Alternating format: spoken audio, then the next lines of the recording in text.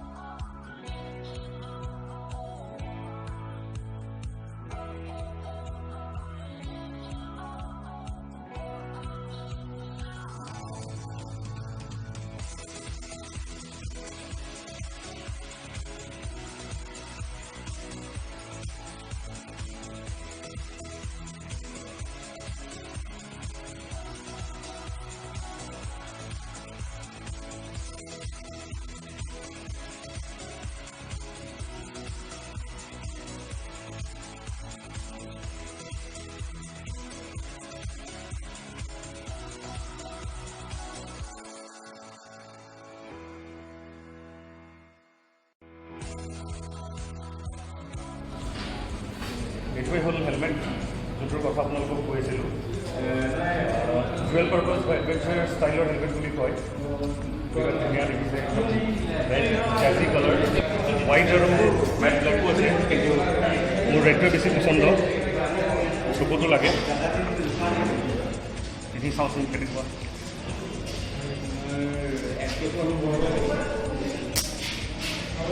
ফিটিংটোতো বিৰাট ফিটিংটো ভালেই আছে।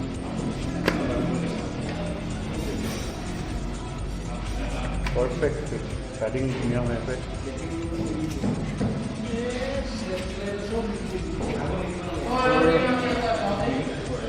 দামটো হ'ল ৩,৩০০, খুবেই কম দাম এইটো হেলমেটৰ হিচাপত। লাইট ৱেইট একদম। তেনেহ'লে অলপ বিলিঙৰ কাৰণে কথাটো পাতোঁ।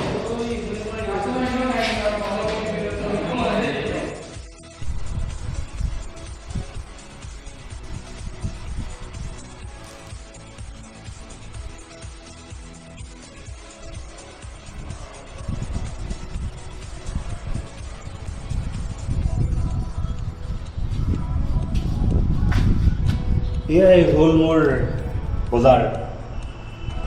কালি ইণ্ডিপেণ্ডেন্স ডে'ৰ কাৰণে মোৰ বজাৰ। আপোনালোকেতো গম পাইছেই কি হয়, হেলমেট হয়। ইমান ধুনীয়া মোনা এটাত দিছে, পিঠিটো ওলম হ'ব পাৰে। পিঠিত ওলমাই ধুনীয়াকৈ লৈ যাওক আপুনি। এতিয়া চাওঁচোন ভালকৈ আমাৰ হেলমেটটো। ইয়াৰ ভিতৰত এইটো কভাৰো আছে, ভালকৈ থৈ দিওঁ আমি। চ' এয়া হ'ল আমাৰ ৰয়েল এনফিল্ডৰ নতুন কালেকশ্যনৰ হেলমেট। ডুৱেল পাৰ্পাছ বা EDV হেলমেট ক'ব পাৰে। ধুনীয়া ৰয়েল এনফিল্ডৰ ব্ৰেণ্ডিং কৰা আছে, ভাইজাৰ আছে, এয়াৰভেণ্টছ আছে। চ' মোৰ এয়াই বজাৰ আৰু ইণ্ডিপেণ্ডেন্স ডে বুলি।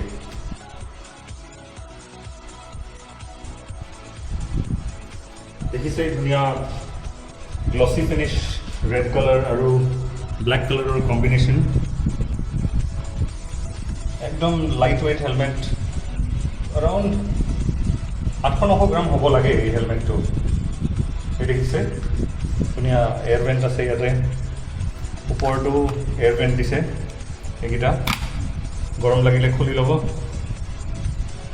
আমাৰ ইণ্ডিয়াৰ ৱেডাৰ এনেও বহুত গৰম, কাম দিব।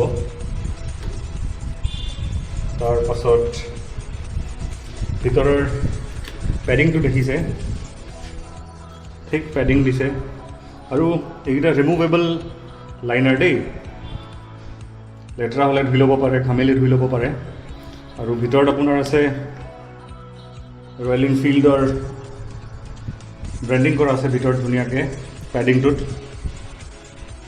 তাৰপাছত দামটো আপোনালোকক কৈছিলোঁৱেই 3,300। তো 3,300ত বিৰাট ধুনীয়া ডিল। মই বহুত ভাল পাইছোঁ এই হেলমেটটো লৈ। এইটোত টিণ্টেড ভাইজাৰো যদি আহি যায় বহুতে ভাল হ'ব। আহিটো যাব লাগে বাৰু, নতুন প্ৰডাক্ট এতিয়া মানুহ টিণ্টেড ভাইজাৰ সদায় বিচাৰে। আৰু বেষ্ট পাৰ্ট হয় ফিটিংটো ইমান ধুনীয়া, পেডিংটো ইমান ধুনীয়াকৈ আছে। আপোনাৰ গালবিলাকত পেডিং লাগি থাকে, মুভমেণ্ট তেনেকৈ নাই। আৰু ভাইজাৰটো বিৰাট ধুনীয়া ক্লিয়াৰ। মই এইটো ফিল্মটো ৰিমুভ কৰিম বাৰু, কাইলৈ কৰিম, কাইলৈ যেতিয়া ৰাইডত যাম। ত' দেখিছে ইমান ধুনীয়া ৰেড কালাৰৰ হেলমেট। বাকী হোৱাইট আৰু মেট ব্লেক দেখিছিলে, পচন্দ বেছি ৰেডে হ'ব যেন পাওঁ।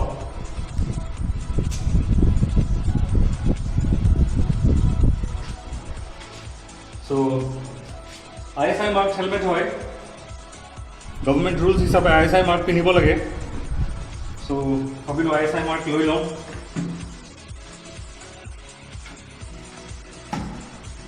এয়াই হ'ল মোৰ বজাৰ। আপোনালোকে নিশ্চয় ৰয়েল এনফিল্ডৰ ডিলাৰ তাতে গৈ ট্ৰাই কৰিব পাৰে এই হেলমেটটো। আশা ৰাখিছোঁ যে আপোনালোকে ভাল পাব এই হেলমেট। আৰু ইণ্ডিপেণ্ডেন্স ডেৰ শুভেচ্ছা থাকিল চবকে। কাইলৈ ৰাতিপুৱা অলপমান ৰাইড কৰিম বুলি ভাবিছোঁ নতুন হেলমেটটো কিনি পেলাই। ত' কাইলৈ লগ পাম আকৌ। Thank you so' much friends.